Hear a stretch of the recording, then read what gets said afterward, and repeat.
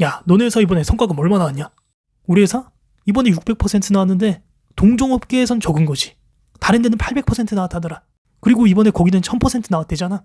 우린 적은 거지. 성과금 그게 뭔데? 난 왜 안 주는데? 네, 안녕하세요. 돈벌레입니다.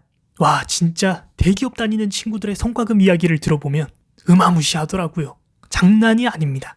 능력 있는 친구들의 복에 겨운 볼멘 소리를 들을 때마다 지질이 궁상맞게 살았던 1년 동안의 기억이 스쳐 지나가면서 그간 절약과 저축을 떠들어댔던 저의 결과물들이 한순간 비참하게까지 느껴지더라고요.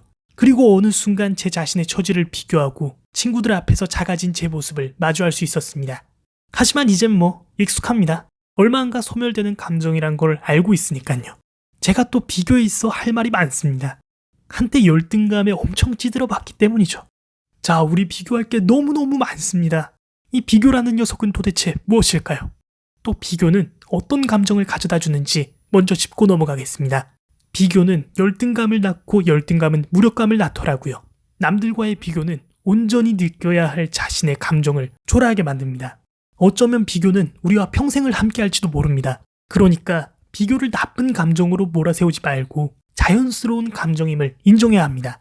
자, 그렇다면 우리는 주로 누구와 비교를 할까요?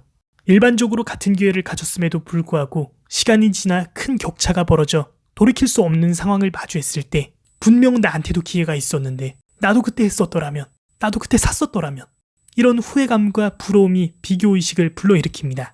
이외에도 외적인 요인도 무시 못합니다. 바로 SNS가 있으니까요. 물론 SNS의 순기능도 엄청나게 많겠지만 SNS는 무한한 비교를 가능케 하는 매체라 말할 수 있습니다. 또 대한민국에 피할 수 없는 경쟁 구조가 비교질을 하는데 한몫했을 거라 생각합니다. 이처럼 비교 대상이 넘치고 넘쳐 비교 자체가 너무 쉬워졌습니다. 네, 이제 비교가 뭔지 또 어떤 감정을 가져다 주는지 그리고 누구와 비교하는지를 알아봤습니다. 이해를 돕기 위해 이 비교 관계에 있어 간단한 사례를 잠깐 이야기해 볼까 합니다. 자, A는 잘 나가는 B에게 비교의식을 가지고 있습니다. A는 B보다 언젠가 더 잘나 보이겠다 다짐을 약속합니다. 어느 날 A는 B와 술을 한잔하면서 B의 지인인 C의 이야기를 듣게 됩니다. 사실 알고 보니 B도 A와 똑같이 C에게 비교의식을 가지고 있었습니다. A는 생각합니다. 뭐야, 얘도 나랑 똑같네. 비교 대상의 기준이 뭔가 모호해짐이 느껴집니다.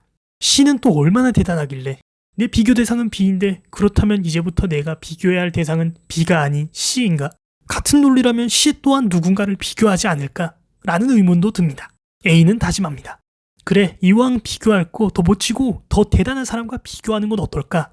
끝까지 가면 워렌 버핏 할아버지가 활짝 웃으면서 기다리고 있습니다. 근데 우리 이런 부류의 사람들이랑은 비교 안 하잖아요.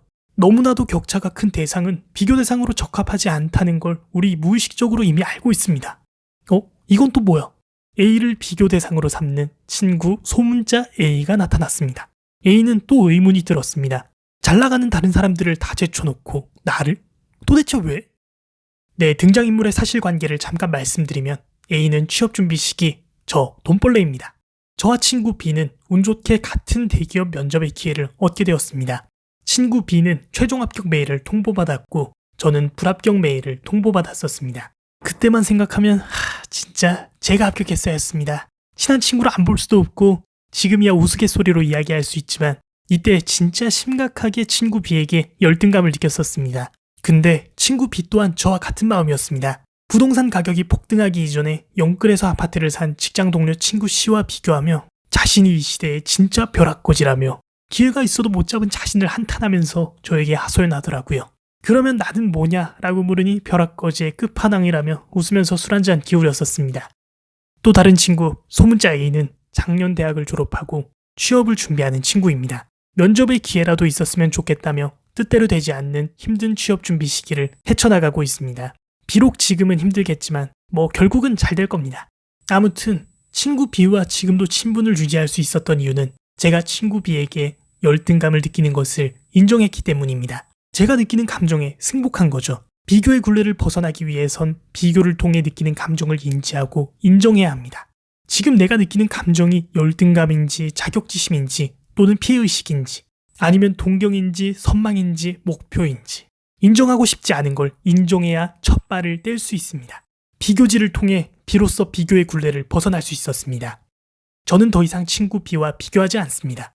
제겐 경제적 자유라는 확고한 목표에만 집중하면 되니까요.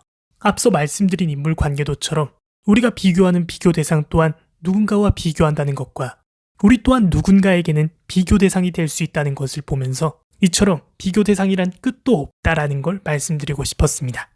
사회적 비교가 팽배한 세상에서 자신의 삶에 만족하는 것만으로도 대단하다고 생각합니다. 지금까지 돈벌레였습니다. 영상 끝까지 봐주셔서 감사합니다.